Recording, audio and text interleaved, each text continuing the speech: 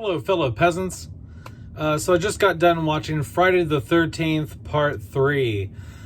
I reviewed the first film, the second film, and now this film. Go back and check the other two films out that I reviewed if you want to. There's a playlist here on the channel called Friday the 13th Reviews.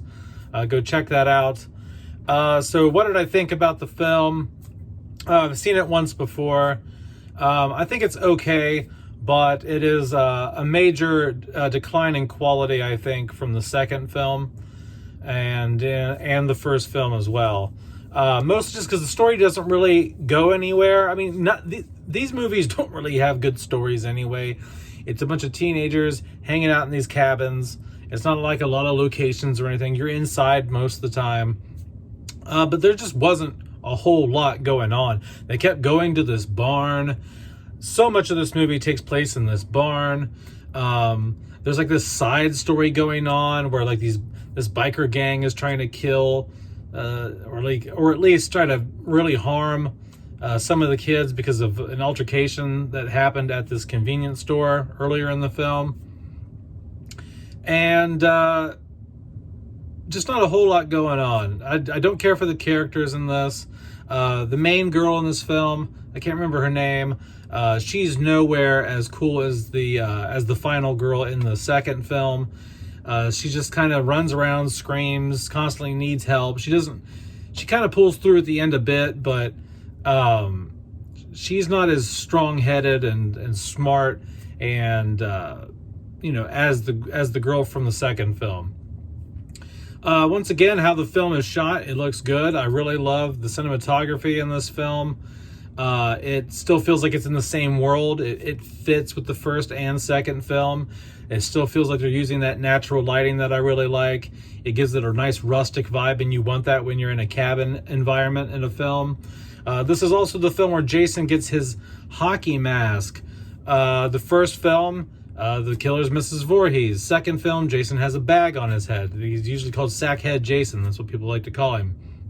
In this film, he finally gets the iconic hockey mask, and it is awesome. I really like the hockey mask.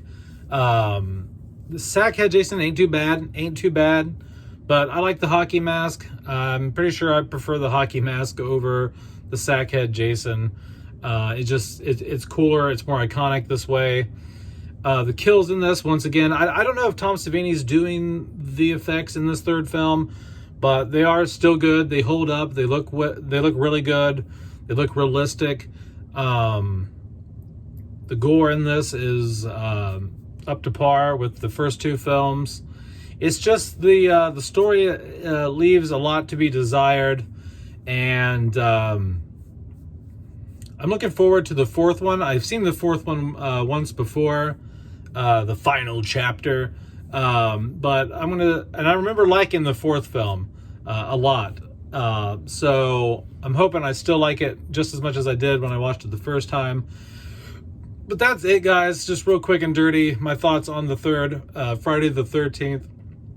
I just feel like it did what the second film did, but just nowhere near as well. And I know it's hard to do. It's hard to just stick people in cabins out in the woods and make things interesting for an hour and a half.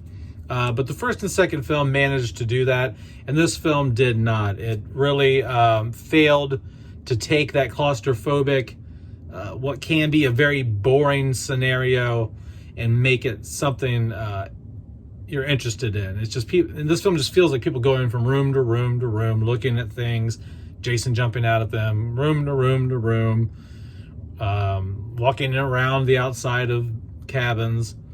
So I don't know. I just, I didn't really care that much for it. All right, well, that's it, peasants. Have a good one. Peace out. Bye-bye.